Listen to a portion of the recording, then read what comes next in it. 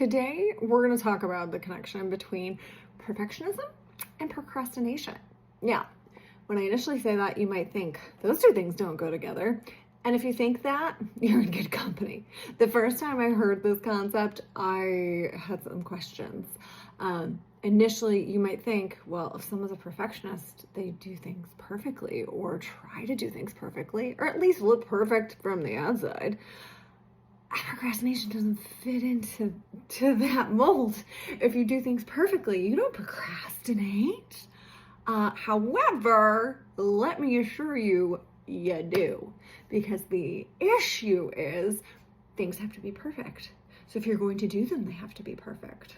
Spoiler alert, nothing's perfect. So if you can only do something when it's perfect, you're never going to do the thing, which is what procrastination is.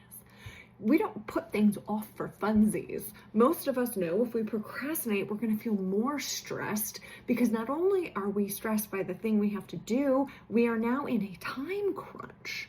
So nobody chooses to do this. Procrastination isn't something you wake up and say to yourself, oh, I can't wait to procrastinate today.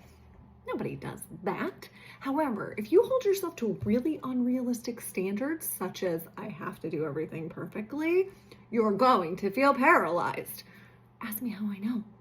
So, if you find yourself struggling with perfectionism and then finding that it's very hard to get things done, there are things you can do to fix that. You can be a recovering perfectionist. And it is a process because let's be real. Again, none of us are perfect. However, the idea of being perfect, that's kind of appealing. If we're perfect, we have control over everything and everything goes the way we want it to and everything is great. Who wouldn't want that? However, we all know nothing's perfect. We can't have control over everything. And there's a lot of freedom in finding a way to accept that and to be comfortable with it the majority of the time.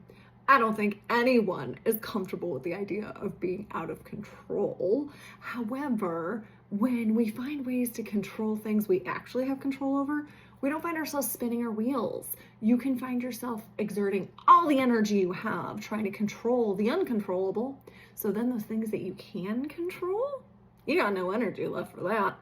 So if this sounds familiar and sounds like a pattern that you find yourself in, know that therapy can help. Therapy can be a great place to take a look at these patterns and find ways to break them and find ways to make your behaviors and things you lean towards work for you rather than against you.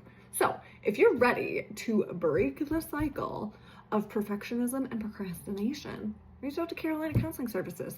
We're here to help.